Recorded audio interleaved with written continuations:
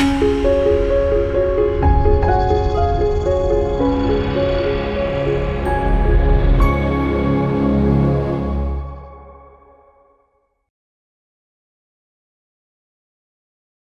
మాత్రం. నేను మీ journalist Navatha. Welcome to our voice. తెలంగాణలో అసలు ఏం జరుగుతోంది? మరో భైన్సాగా బాన్స్వాడ మారుతోందా? ఇప్పటి వరకు ఓల్డ్ సిటీ భైన్సాలో మాత్రమే ఇలాంటి గొడవలు జరిగేవి. ఇప్పుడు రాష్ట్ర వ్యాప్తంగా కూడా ఇలాంటి గొడవలకు అదుపు లేకుండా పోతోంది. ఇక 2 సంవత్సరాలుగా చూసుకుంటే తెలంగాణ వ్యాప్తంగా హిందువుల మీద, హిందూ ఆలయాల మీద దాడులు పరిపాటిగా మారిపోయాయి. ఇక మతి స్థిమితం లేని వాళ్ళే చేస్తున్నారా, లేకపోతే మతి స్థిమితం లేదు అనే వంకతో చేస్తున్నారా తెలియదు. కానీ హిందువులకు తెలంగాణలో కొంత హిందూ ఆలయాలకు సంబంధించి రక్షణ లేదు అనే వాదన అయితే తెర మీదకి వస్తుంది. ఇక కామారెడ్డి జిల్లా బాన్స్వాడలో జరిగిన సంఘటన మీ అందరికీ తెలిసిందే. రిలయన్స్ మార్ట్లో పనిచేస్తున్న ఒక అమ్మాయి ఆ రోజు భక్తి పాటలు పెట్టుకుంది. శుక్రవారం రోజు జరిగింది సంఘటన. భక్తి పాటలు పెట్టుకోవడంతో అక్కడే పనిచేస్తున్న ఒక వ్యక్తి అబ్జెక్షన్ చేశాడు. సయ్యద్ ముజామిల్ అహ్మద్ అనే వ్యక్తి భక్తి పాటలు ఎందుకు పెట్టుకున్నావంటూ ఆ అమ్మాయిని దూషిస్తూ బూతులు తిడుతూ మాట్లాడటం మొదలుపెట్టిండు. ఐటెం సాంగ్స్ పెడతాను, వచ్చి డ్యాన్స్ చేయంటూ ఆ అమ్మాయి మీద ఇష్టం వచ్చినట్టు మాట్లాడాడు. బాధపడ్డ అమ్మాయి ఇంటికి వెళ్ళి వాళ్ళ అన్నయ్యకి ఆ విషయాన్ని చెప్పింది. వాళ్ళ అన్నయ్య అక్కడికి వచ్చి అబ్బాయిని ఎందుకు అలా మాట్లాడావు, ఏంటి ఇది తప్పు అని చెప్పిండు. అక్కడితోటి అది అయిపోయేది. ఎందుకంటే ఆడపిల్ల మీద ఇష్టం వచ్చినట్టు మాట్లాడటం తప్పు, భక్తి పాటలను అభ్యంతరం చేయడం తప్పు. కానీ ఇలాంటివేవీ చేయకుండా ముక్కుమ్మడిగా 100 మందిని వేసుకొని వచ్చి రాళ్ళు రువ్వుతూ అక్కడ ఒక పెద్ద ఇష్యూ చేసే ప్రయత్నం చేసిండు సయ్యద్. దీంతో పోలీస్ కంప్లైంట్ ఇచ్చారు. అక్కడికి పోలీసులు వచ్చారు. చాలా పెద్ద ఎత్తున అక్కడ గొడవలు జరిగాయి. వీటన్నిటికీ కారణం ఎవరు? మరి ఇప్పుడు సుడో సెక్యులర్లు, కమ్మీలు, మేధావులు వలీకి సపోర్టుగా అక్కడికి వెళ్ళి వచ్చిన ప్రతి ఒక్కరు ఎందుకు మాట్లాడట్లేదు ఈ అమ్మాయికి సపోర్టుగా? అంటే ఒక ఆడపిల్ల ఒక రిలయన్స్ మార్ట్లో పనిచేస్తూ భక్తి పాటలు పెట్టుకోకూడదా? అది తప్ప? ఎక్కడైతే ఒక ముస్లిం వ్యక్తి ఉంటాడో అక్కడ అసలు హిందువులకు సంబంధించిన ఆచార వ్యవహారాలు పాటించకూడదా? అది నేరమా? అలా చేస్తే ఆడపిల్లని ఇష్టం వచ్చినట్టు మాట్లాడేస్తారా? అదా వాళ్ళ సంస్కృతి? అదా నేర్పించేది? వాడు చేసింది తప్పు. అక్కడున్న వాళ్ళైనా అరే నువ్వు చేసింది తప్పురా, అమ్మాయి పాటలు పెట్టుకుంటే నీకేమైంది, నీకు ఇష్టం లేదనుకో నీ పని నువ్వు చేసుకో, పోనీ నీకు అభ్యంతరం అనుకో చెప్పి వదిలే. అమ్మాయిని ఇష్టం వచ్చినట్టు మాట్లాడే హక్కు నీకు ఎవరిచ్చిండ్రు? రికార్డింగ్ డ్యాన్సులు చేస్తావా అనే హక్కు ఎవరిచ్చిండ్రు? తప్పురా అబ్బాయి నువ్వు చేసింది అని వాళ్ళ మత పెద్దలు, వాళ్ళ ఇంట్లో వాళ్ళు చెప్పకుండా 100 మంది రాళ్ళు తీసుకొని వచ్చేసి గొడవ చేయడానికి సిద్ధమైపోయారు. అంటే ఎవరిక్కడ మత విద్వేషాలను రెచ్చగొడుతూ రాష్ట్రంలో గొడవలు పెట్టడానికి ప్రయత్నం చేస్తోంది? పోలీసులు వచ్చారు, పోలీసులకు అప్పచెప్పేశారు, పోలీస్ స్టేషన్కి తీసుకెళ్లారు.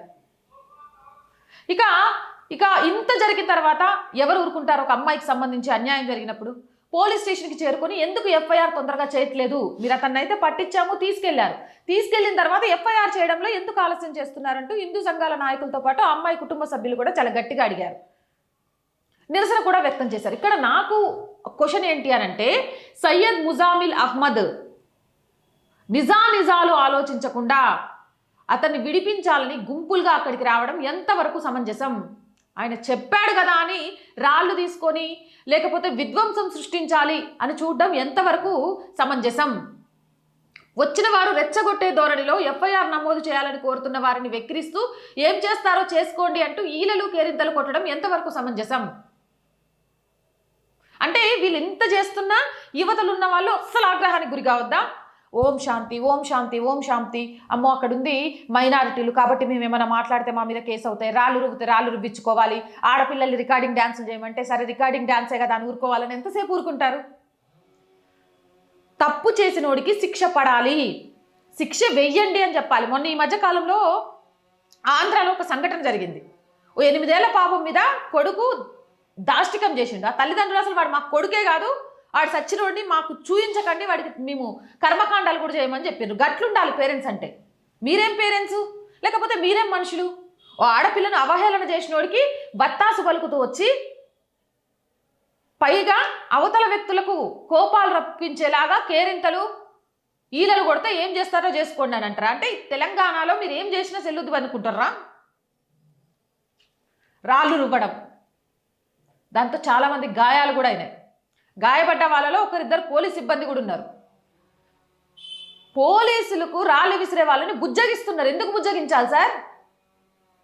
హిందువుల వైపు లాఠీ చార్జ్ జరిగిందని వాళ్ళని బుజ్జగించారని కూడా చాలా మంది అక్కడ చెప్తున్నారు ఎందుకు బుజ్జగించాలి అంటే హిందువులనైతే లాఠీ చార్జ్ చేయొచ్చు, వాళ్ళనైతే బుజ్జగించాలి. ఎందుకు ఈ మైనారిటీ బుజ్జగింపు రాజకీయాలు ఒక రాజకీయ నాయకుడు చేస్తాడంటే ఓటు బ్యాంకు కోసం? కానీ పోలీసులకు ఏం అవసరం? ధర్నా చేస్తున్న హిందువుల మీదకి ట్రాలీ ఆటో ఎక్కించే ప్రయత్నం చేయడానికి ప్రయత్నించారు అంటే ఎంత ఉన్మాదంతో ఉన్నారు. అక్కడితో ఆగకుండా మళ్ళీ రిలయన్స్ షాపింగ్ మాల్ దగ్గరికి వెళ్ళి అక్కడ కూడా దాడి చేసిందట. ఇక ఇంత జరుగుతుంటే వీళ్ళకు ఆ అమ్మాయికి ఆ కుటుంబానికి సపోర్ట్ ఇవ్వడానికి వస్తున్న బీజేపీ నాయకులు ఎక్కడికక్కడ అరెస్ట్. ఒక పూటకు పోలీస్ స్టేషన్ తిప్పుకుంటూ వాళ్ళను ఉంచిండ్రు. అసలు తప్పు చేసినోడి మీద ఎఫ్ఐఆర్ నమోదు చేయడానికి భయపడుతుండ్రు, వాళ్ళను బుజ్జగిస్తారు. తప్పు చేసింది ఎవరు? కానీ ఆ అమ్మాయికి అండగా నిలిచిన బీజేపీ నాయకుల్ని పూటకు పోలీస్ స్టేషన్ తిప్పుకుంటూ వచ్చిండ్రు. బాన్స్వాడకు బయలుదేరిన బీజేపీ రాష్ట్ర అధ్యక్షుడు రామచంద్రరావుని అరెస్ట్ చేసేసిండ్రు, బొల్లారం పిఎస్కి తీసుకెళ్ళిండ్రు. శాంతియుతంగా బాన్స్వాడ వెళ్లేందుకు ప్రయత్నం చేసిన బీజేపీ ఎమ్మెల్యేలపై దాడిని ఖండిస్తూ సంఘీభావం తెలపాలన్న ఉద్దేశంతో బయలుదేరితే ఆయనను అడ్డుకొని అరెస్ట్ చేసిండ్రు. ప్రజాస్వామ్యంపై కాంగ్రెస్ ప్రభుత్వం చేసిన ప్రత్యక్ష దాడి అని బీజేపీ దీన్ని ఖండించింది. మాజీ ఎమ్మెల్యే ఎండల లక్ష్మీనారాయణ, ఆర్మూరు ఎమ్మెల్యే పైడి రాకేష్ రెడ్డి, గోషామహల్ ఎమ్మెల్యే రాజాసింగ్ ఎక్కడికక్కడికి హౌస్ అరెస్టులు చేసేసిండ్రు, గృహ నిర్బంధం చేసేసిండ్రు. బాన్స్వాడలో దాదాపు 75 మందికి పైగా బీజేపీ కార్యకర్తల్ని అక్రమంగా అరెస్ట్ చేసి కేసులు పెట్టిండ్రు. ఈ విషయాన్ని రాష్ట్ర అధ్యక్షుడు రామచంద్రరావే చెప్పారు ఆగ్రహం వ్యక్తం చేస్తూ. ఇది పూర్తిగా ప్రజాస్వామ్య వ్యతిరేక చర్య. కేవలం హిందువులపైనే చర్యలు తీసుకోవడం అన్యాయం. ఇప్పుడు సుడో సెక్యులర్లు, మేధావులు వలి మీద చూపించిన ప్రేమ ఒక ఆడపిల్ల మీద ఎందుకు చూపించలేకపోతున్నారు అంటే ఇక్కడ ఈ రాష్ట్రంలో న్యాయం జరగాలంటే మైనారిటీ అయి ఉండాలి, లాభం పొందాలంటే మైనారిటీ అయి ఉండాలి, బుజ్జగింపులు కావాలి అంటే మైనారిటీ అయి ఉండాలి. ఏం చేసినా చెల్లిపోయిద్ది. కానీ హిందువులకి అడుగడుగునా అన్యాయమే, అడుగడుగునా భయమే. అసలు ఏం జరుగుతుంది తెలంగాణలో? ప్రజలు ఒక్కసారి ఆలోచించాలి. దీనిపై మీ అభిప్రాయం కామెంట్ సెక్షన్లో చెప్పండి. మోర్ వీడియోస్ కోసం ఛానల్ని వెంటనే సబ్స్క్రైబ్ చేయండి. నేను రోజు చెప్తుంది అండి, our group of channel, our voice, our political, our Sanskriti, 3 కూడా మన ఛానల్సే. So please subscribe our channels. Content బాగుంది అనిపిస్తే లైక్ చేయండి, షేర్ చేయండి. అండ్ ఆర్థికంగా మీరు చేసే ₹1 సాయం కూడా ఈరోజు ఆర్ వాయిస్కి చాలా చాలా అవసరం. ఆర్థికంగా మీ సపోర్ట్ కోసం ఎదురు చూస్తూ ఉంటాం. ఆర్థికంగా సపోర్ట్ చేయాలంటే సబ్స్క్రిప్షన్ పక్కనే జాయిన్ అనే బటన్ ఉంది. 1 to 5 లెవెల్స్ ఉన్నాయి. ఏదో ఒక లెవెల్లో సపోర్ట్ చేయండి. లేదా స్క్రీన్ మీద గూగుల్ పే, ఫోన్పేతో పాటు అకౌంట్ డీటెయిల్స్ ఉన్నాయి. మీకు తోచిన సహాయాన్ని అందించండి. వ్యాపార ప్రకటనల కోసం 8328 500 576 నెంబర్ని సంప్రదించండి. జై హింద్, జై భారత్.